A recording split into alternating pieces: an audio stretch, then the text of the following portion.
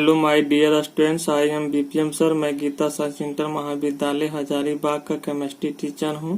हम लोग इस वीडियो सेशन में फिजिकल केमिस्ट्री का केमिकल काइनेटिक्स चैप्टर पढ़ रहे हैं, जिसमें लेक्चर 7 तक देख लिए थे। यदि आप मेरे पहले का लेक्चर नहीं देखे हैं तो प्लीज आप उसे देख ले, जिसका लिंक नीचे डिस्क्रिप्शन में दे दिए हैं। इसके पहले वीडियो में हम लोग पढ़े थे ऑर्डर ऑफ रिएक्शन एंड उससे रिलेटेड क्वेश्चन बनाए थे। इस वीडियो में हम लोग molecularity of reaction and different between order and molecularity of reaction के बारे में देखेंगे। तो सबसे पहले हम लोग मोलिकुलरिटी ऑफ रिएक्शन के बारे में देखेंगे। तो इसके बारे में हम लोग पढ़ेंगे कि इसका डिफिनेशन क्या होता है, एग्जाम्पल और एक्सप्लेनेशन के बारे में। तो हम लोग पढ़ेंगे 6 नंबर टॉपिक में मोलिकुलरिटी ऑफ रिएक्शन। इसके बारे में मोलिकुलरिटी ऑफ रिएक्शन। अब इसका हम लोग डिफिनेशन लिखेंगे। The number of reactant molecules colliding together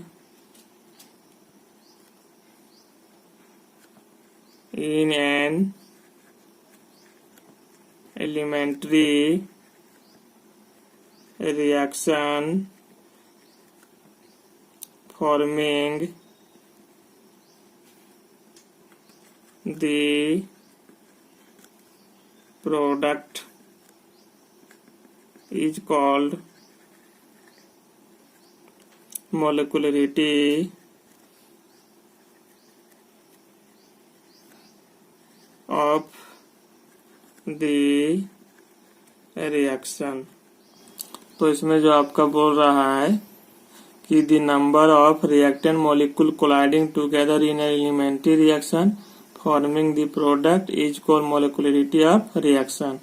कि जितना हमारा number of reactant molecule collide करेगा एक साथ एलिमेंट्री रिएक्शन में और हमारा क्या बनाएगा, प्रोडक्ट बनाएगा, उसी को बोलेंगे मोलिकुलरिटी ऑफ रिएक्शन। क्या बोलेंगे हम लोग, मोलिकुलरिटी ऑफ रिएक्शन।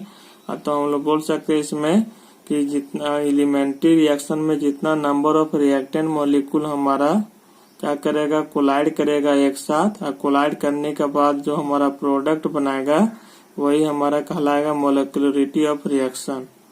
तो बोल सकते हैं कि जितना नंबर ऑफ रिएक्टेंट मॉलिक्यूल हमारा एलिमेंट्री रिएक्शन में इन्वॉल्व होता है, शामिल होता है और एक दूसरे के साथ कोलाइड होकर प्रोडक्ट में कन्वर्ट होता है, उसी को हम लोग बोलते हैं elementary of reaction.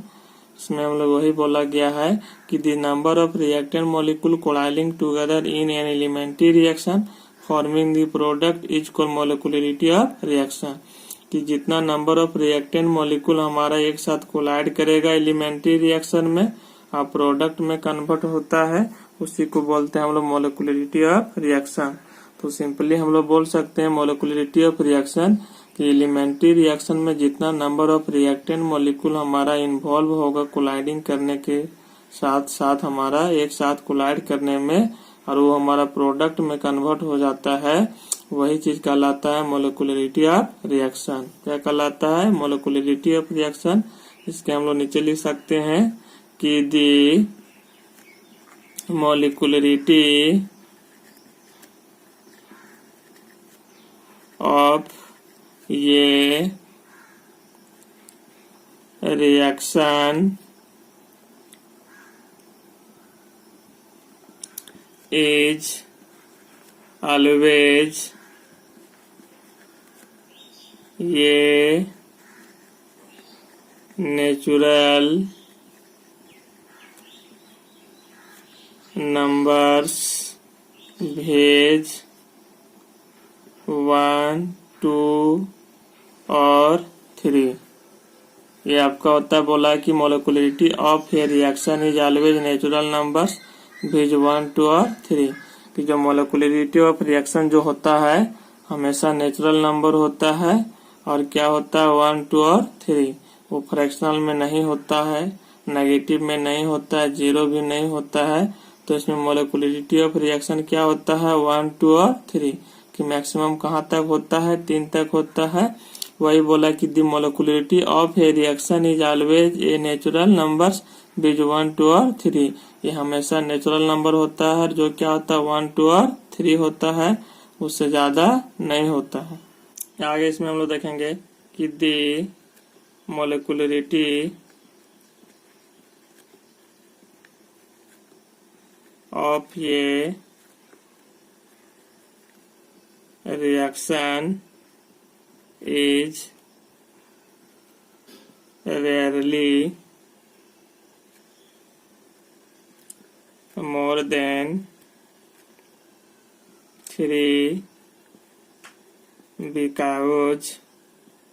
because there is very little probability of colliding more than 3 reactant molecules together simultaneously। तो इसमें जो बोला है आपका कि the molecularity of a reaction is rarely more than 3 because there is very little probability of colliding more than 3 reactant molecules together simultaneously. तो इसमें जो बोला है कि यदि हम लोग 3 से अधिक मॉलिक्यूल एक साथ कोलाइड करते हैं तो इसमें जो हमारा क्या होगा कि कोलाइड होने की जो पॉसिबिलिटी होगा, संभावना होगा, वो बहुत कम होता है। इसलिए इसमें बोला कि मोलिकुलरिटी जो होता है रेयरली मोर देन 3, मतलब मोर देन 3 ना के बराबर होता है। ये मैक्सिमम कहाँ तक होता है, 3 तक होता है। तो हम लोग इसमें सिंपल बोल सकते हैं कि मोलिकुलरिटी ऑफ रिएक्शन जो होता है मैक्सिमम 3 तक होता है, क्योंकि इसमें जो होता है कि 3 से अधिक मॉलिक्यूल लेते हैं हम लोग, रिएक्टेंट मॉलिक्यूल लेते हैं 3 से अधिक, तो हमारा जो कोलाइड होने की पॉसिबिलिटी होती है, संभावना होती है, वो बहुत कम मात्रा में होती है। इसीलिए हमारा क्या होता है इसमें हमारा कि मोलिकुलरिटी ऑफ रिएक्शन जो होगा मैक्सिमम 3 होगा, उससे ज्यादा नहीं होगा। क्योंकि इसमें जो हमारा होता है कि 3 से अधिक रिएक्टेंट मॉलिक्यूल यदि हम लोग एक साथ लेते हैं, एक साथ यदि उसको हम लोग कोलाइड करेंगे तो कोलाइड होने की जो हमारा प्रायोरिटी होती है, संभावना होती है, उसमें बहुत कम होती है। इसीलिए जो होता है मोलिकुलरिटी ऑफ रिएक्शन जो होता है मैक्सिमम 3 तक होगा, 3 से ज्यादा बहुत कम के ना के बराबर होगा। वही बोला है कि the molecularity of a reaction is rarely more than 3, कि मोलिकुलरिटी ऑफ रिएक्शन जो हमारा रेयरली केस में मोर देन 3 होता है, because there is very little probability of colliding more than 3 reactant molecules together simultaneously. क्योंकि इसमें यदि हम लोग बात करते हैं 3 से अधिक रिएक्टेंट मॉलिक्यूल एक साथ कोलाइड करेंगे तो कोलाइड होने की जो संभावना होगा, इसमें पाए जाने की संभावना जो होगा वो बहुत कम होगा। इसलिए मोलिकुलरिटी ऑफ रिएक्शन जो हमारा होता है वो मैक्सिमम 3 होता है, हमेशा ऑलवेज नेचुरल नंबर होता है, और 3 से ज्यादा ये नहीं हो सकता। यदि 3 से ज्यादा रिएक्टेंट मॉलिक्यूल लेंगे हम लोग तो कोलाइड होने की जो पॉसिबिलिटी हमारा संभावना है वो बहुत कम कोलाइड करेगा एक दूसरे के साथ में। इसलिए हमारा मोलिकुलरिटी ऑफ रिएक्शन मैक्सिमम 3 होता है। अब आगे इसका हम लोग एग्जाम्पल देखेंगे molecularity of reaction. For example के लिए हम लोग बात करेंगे यहाँ पर। तो हम लोग फर्स्ट में यदि बात करते हैं कि C2H5Br जो हम लोग क्या करते हैं उसको हीट करते हैं तो ये बना लेता है CH2 double bond CH2 plus HBr। तो इसमें हम लोग देखे हैं कि हमारा जो रिएक्टेंट मॉलिक्यूल कितना भाग लिया है, 1 भाग लिया है। एलिमेंट्री रिएक्शन है ये हमारा, जितना हमारा रिएक्टेंट मॉलिक्यूल भाग लेता है वही कहलाता है मोलिकुलरिटी ऑफ रिएक्शन। इसलिए हमारा 1 रिएक्टेंट मॉलिक्यूल भाग लिया है। इसलिए यहाँ पर जो हमारा होगा कि मोलिकुलरिटी जो हमारा यहाँ क्या हो जाएगा कि मोलिकुलरिटी जो हमारा हो जाएगा यहाँ पर वो कितना हो जाएगा, मोलिकुलरिटी इक्वल टू 1 हो जाएगा। और यदि 1 होता है उसी को हम लोग बोलते हैं यूनिमोलिकुलर रिएक्शन। उसको हम लोग क्या बोलते हैं, यूनी मॉलिक्यूलर रिएक्शन, इसको हम लोग क्या बोलते हैं, यूनिमॉलिक्यूलर रिएक्शन। यदि हम लोग दूसरा एग्जांपल के लिए हम लोग बात करेंगे तो इसमें हम लोग बात करते हैं कि H2 प्लस I2, और ये हमारा क्या बना लेता है, ये हमारा यदि हिट करते हैं 2HI बना लेता है।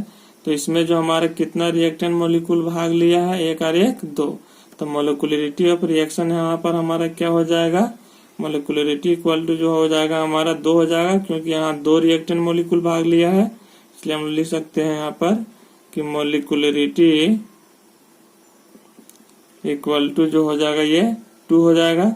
अब मॉलिक्यूलरिटी यदि हमारा 2 होता है तो ये कहलाता है बाय मॉलिक्यूलर रिएक्शन। क्या कहलाता है, bye molecular reaction.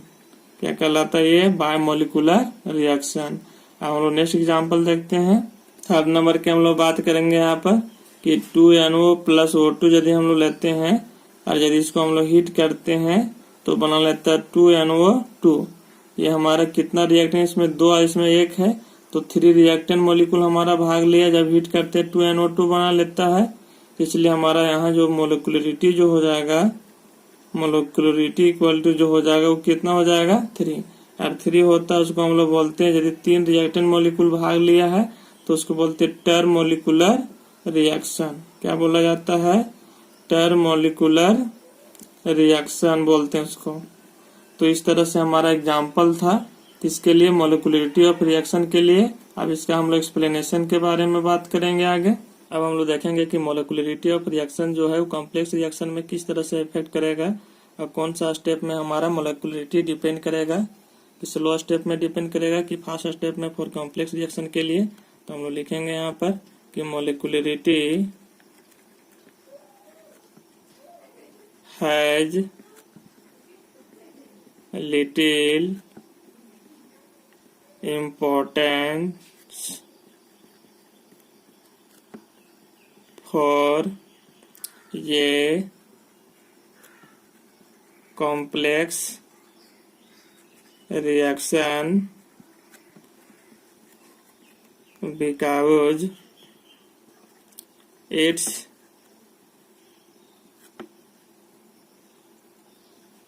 different step may have different molecularity. However,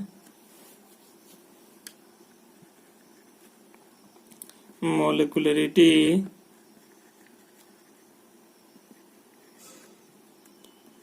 of a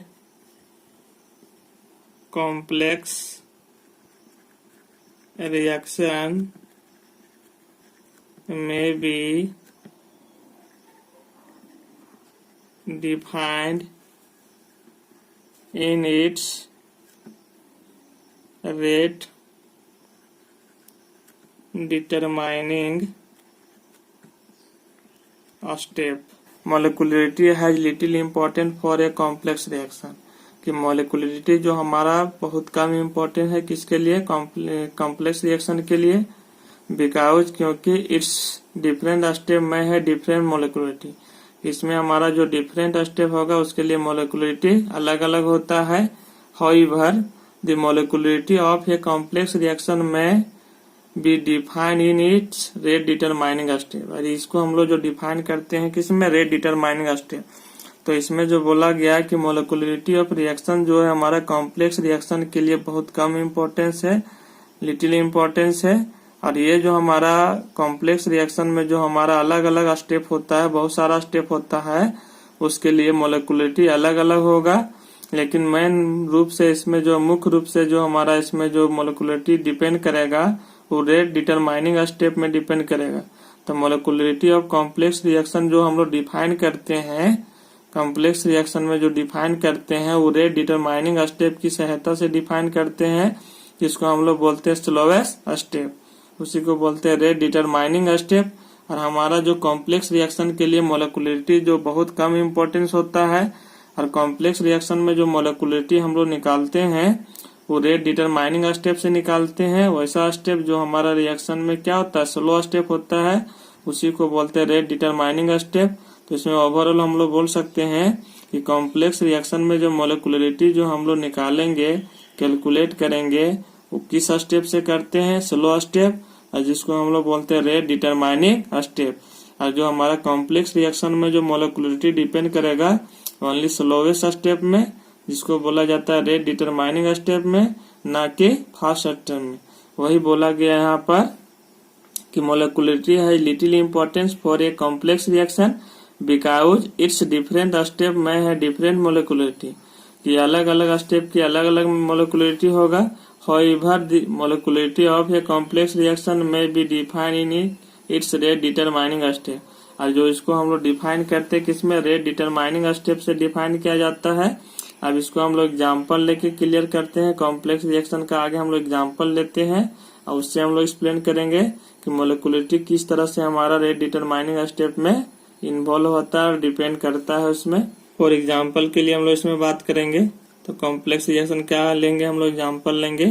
तो हम लोग यहाँ पर ले लिए हम लोग टट ब्यूटाइल क्लोराइड का रिएक्शन जो हम लोग कर रहे हैं OH माइनस से कर रहे हैं, हाइड्रोक्साइड आयन से कर रहे हैं। और ये जो हमारा बना लिया टट ब्यूटाइल एल्कोहल, क्या बना लिया ये टट ब्यूटाइल एल्कोहल, और इधर क्या निकल गया हमारा क्लोराइड आयन। तो ये हमारा क्या है, ये कॉम्प्लेक्स रिएक्शन। तो इसको बोल सकते हैं it is a complex reaction which takes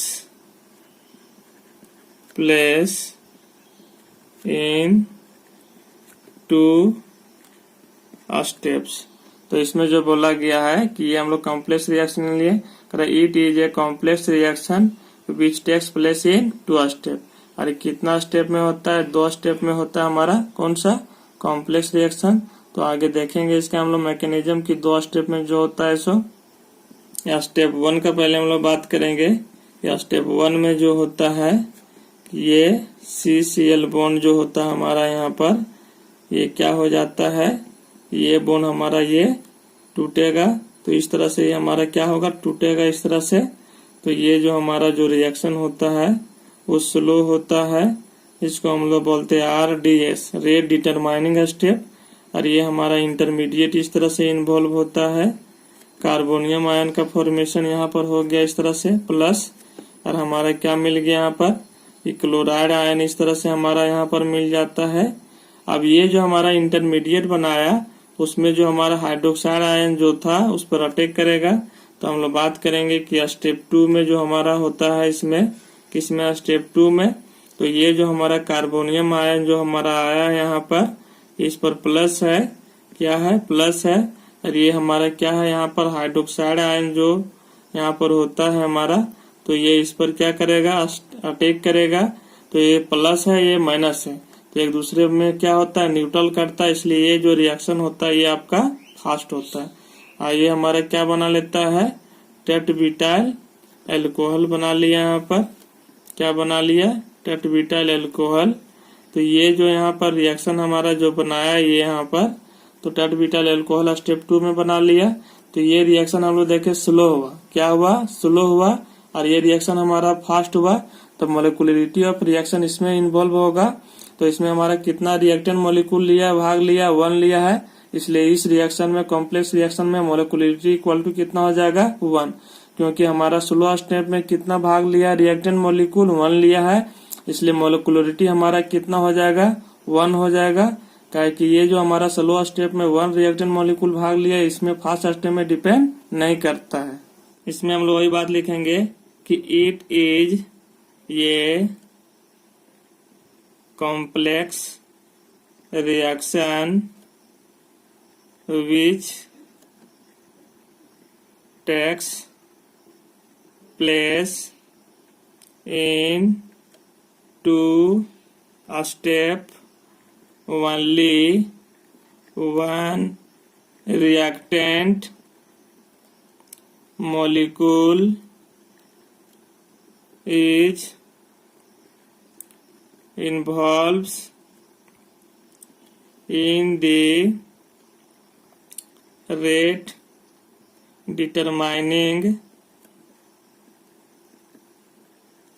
step, इसको शॉर्ट में बोलते हैं RDS, rate determining step, and hence the molecularity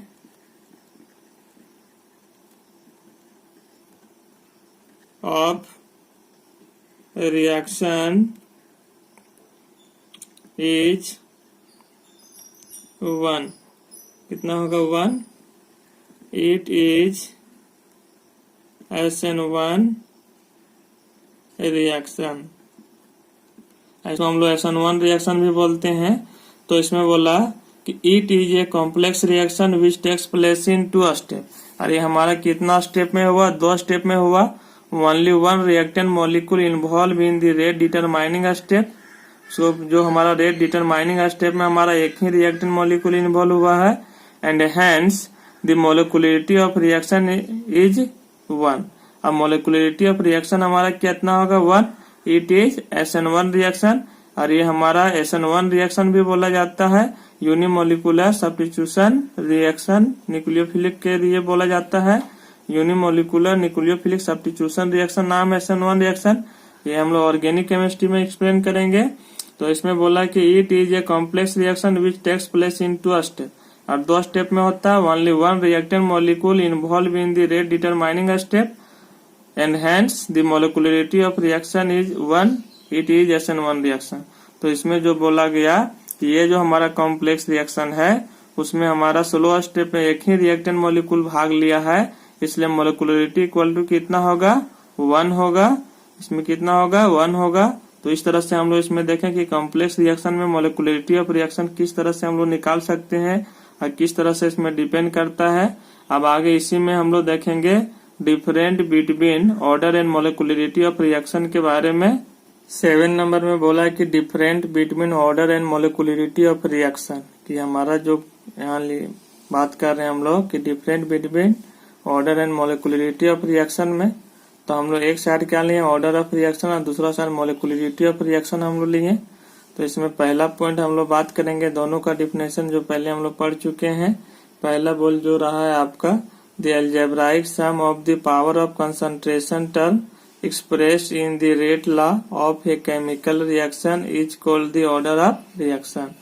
तो इसमें जो बोला हमारे कि कोई भी रासायनिक अभिक्रिया का जो हम लोग रेट लॉ लिखते हैं, किसका रेट लॉ लिखते हैं, और रेट लॉ जो डिपेंड करता है मोलर कंसंट्रेशन ऑफ रिएक्टेंट पर। और मोलर कंसंट्रेशन ऑफ रिएक्टेंट का जो पावर हमारा होगा, क्या होगा? जो पावर हमारा होगा कंसंट्रेशन टर्म का, मोलर कंसंट्रेशन का, और उसको जो जोड़ने से मिलेगा वही कहलाएगा ऑर्डर ऑफ रिएक्शन।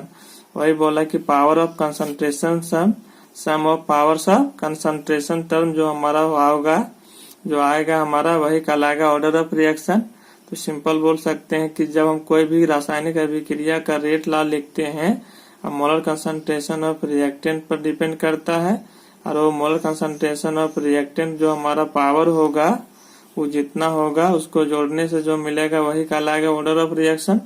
वही कहला रहा है यहाँ पर the algebraic sum of the power of concentration terms expressed in the rate law of a chemical reaction is called the order of reaction.